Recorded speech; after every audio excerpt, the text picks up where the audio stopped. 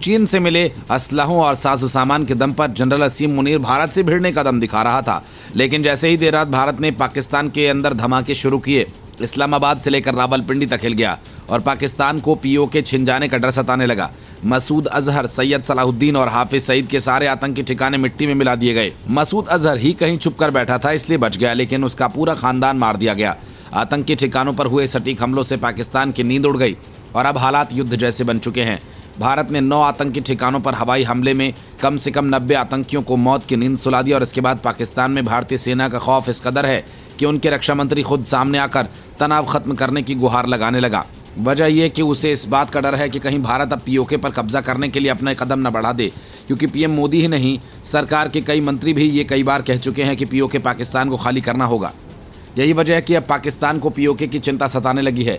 जम्मू कश्मीर से लगी सीमाओं पर पाकिस्तान लगातार भारी गोलीबारी कर रहा है।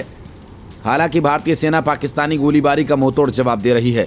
भारत के ऑपरेशन सिंदूर के तहत पाकिस्तान और पीओके में 9 आतंकी ठिकानों पर सटीक मिसाइली हमलों के बाद अब पाकिस्तान बैकफुट पर नजर आ रहा है।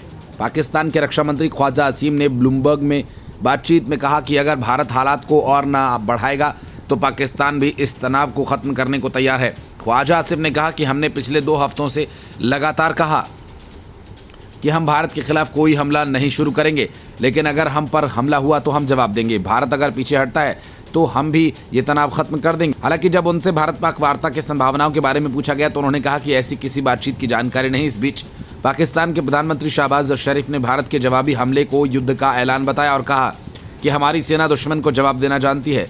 पाकिस्तान इस हरकत का करारा जवाब देगा और दुश्मन को उसके मंसूबों में कभी कामयाब नहीं होने देगा।